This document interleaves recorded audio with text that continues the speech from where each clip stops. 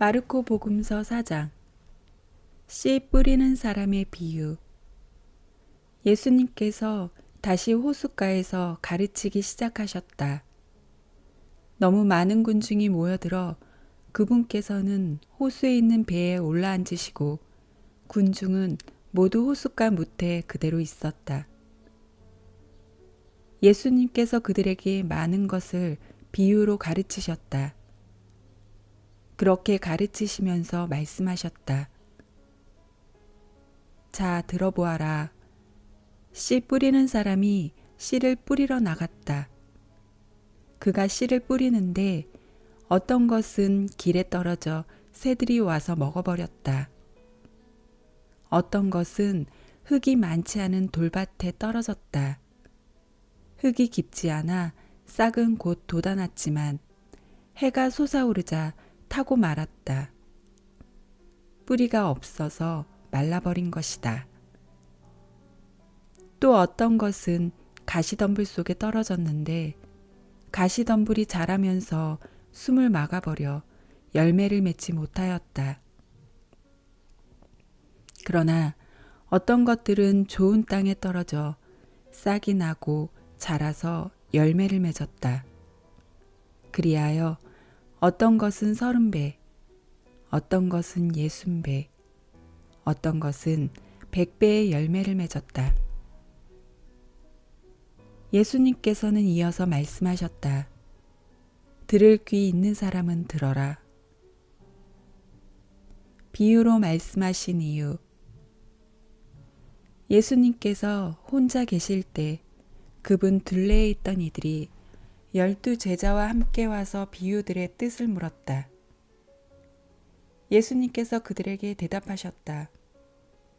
너희에게는 하느님 나라의 신비가 주어졌지만 저 바깥 사람들에게는 모든 것이 그저 비유로만 다가간다.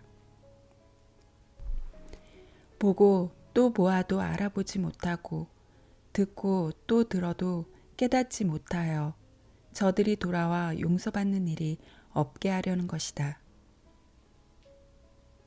씨 뿌리는 사람의 비유를 설명하시다. 예수님께서 또 그들에게 말씀하셨다. 너희는 이 비유를 알아듣지 못하겠느냐? 그러면서 어떻게 모든 비유를 깨달을 수 있겠느냐? 씨 뿌리는 사람은 실상 말씀을 뿌리는 것이다. 말씀이 길에 뿌려지는 것은 이러한 사람들을 두고 하는 말이다. 그들이 말씀을 들으면 곧바로 사탄이 와서 그들 안에 뿌려진 말씀을 앗아가 버린다. 그리고 말씀이 돌밭에 뿌려지는 것은 이러한 사람들이다. 그들은 말씀을 들으면 곧 기쁘게 받는다. 그러나 그들에게 뿌리가 없어서 오래가지 못한다. 그래서 말씀 때문에 환난이나 박해가 일어나면 곧 걸려 넘어지고 만다. 말씀이 가시덤불 속에 뿌려지는 것은 또 다른 사람들이다. 이들은 말씀을 듣기는 하지만 세상 걱정과 재물의 유혹과 그 밖에 여러 가지 욕심이 들어가 그 말씀의 숨을 막아버려 열매를 맺지 못한다. 그러나 말씀이 좋은 땅에 뿌려진 것은 이러한 사람들이다. 그들은 말씀을 듣고 받아들여 어떤 이는 30배, 어떤 이는 60배, 어떤 이는 100배의 열매를 맺는다. 등불의 비유. 예수님께서 또 그들에게 말씀하셨다. 누가 등불을 가져다가 함지 속이나 침상 밑에 놓겠느냐? 등경 위에 놓지 않느냐? 숨겨진 것도 드러나기 마련이고 감추어진 것도 드러나게 되어 있다. 누구든지 들을 귀가 있거든 들어라. 예수님께서 다시 그들에게 말씀하셨다. 너희는 새겨들어라. 너희가 되어서 주는 만큼 되어서 받고 거기에 더 보태어 받을 것이다. 정녕 가진 자는 더 받고 가진 것 없는 자는 가진 것마저 빼앗길 것이다. 저절로 자라는 씨앗의 비유. 예수님께서 또 말씀하셨다. 하느님의 나라는 이와 같다. 어떤 사람이 땅에 씨를 뿌려 놓으면 밤에 자고 낮에 일어나고 하는 사이에 씨는 싹이 터서 자라는데 그 사람은 어떻게 그리 되는지 모른다. 땅이 저절로 열매를 맺게 하는데 처음에는 줄기가, 다음에는 이삭이 나오고 그 다음에는 이삭의 나달이 연근다. 곡식이 익으면 그 사람은 곧 낫을 된다. 수확대가 되었기 때문이다. 겨자씨의 비유. 예수님께서 다시 말씀하셨다. 하느님의 나라를 무엇에 비길까? 무슨 비유로 그것을 나타낼까? 하느님의 나라는 겨자씨와 같다. 땅에 뿌릴 때에는 세상의 어떤 씨앗보다도 작다.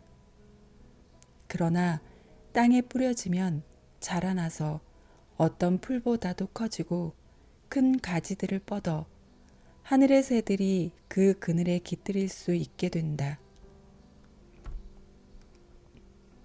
비유를 들어 가르치시다. 예수님께서는 그들이 알아들을 수 있을 정도로 이처럼 많은 비유로 말씀을 하셨다. 비유를 들지 않고는 그들에게 말씀하지 않으셨다. 그러나 당신의 제자들에게는 따로 모든 것을 풀이해 주셨다. 풍랑을 가라앉히시다.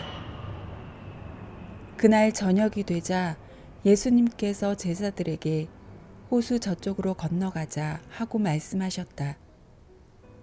그래서 그들이 군중을 남겨둔 채 배에 타고 계신 예수님을 그대로 모시고 갔는데 다른 배들도 그분을 뒤따랐다. 그때 거센 돌풍이 일어 물결이 배 안으로 들이쳐서 물이 배에 거의 가득 차게 되었다. 그런데도 예수님께서는 고물에서 베개를 메고 주무시고 계셨다. 제자들이 예수님을 깨우며 스승님, 저희가 죽게 되었는데도 걱정되지 않으십니까? 하고 말하였다. 그러자 예수님께서 깨어나시어 바람을 꾸짖으시고 호수더러 잠잠해져라, 조용히 하여라 하시니 바람이 먹고 아주 고요해졌다. 예수님께서는 그들에게 왜 겁을 내느냐, 아직도 믿음이 없느냐 하고 말씀하셨다. 그들은 큰 두려움에 사로잡혀 서로 말하였다. 도대체 이분이 누구시기에 바람과 호수까지 복종하는가?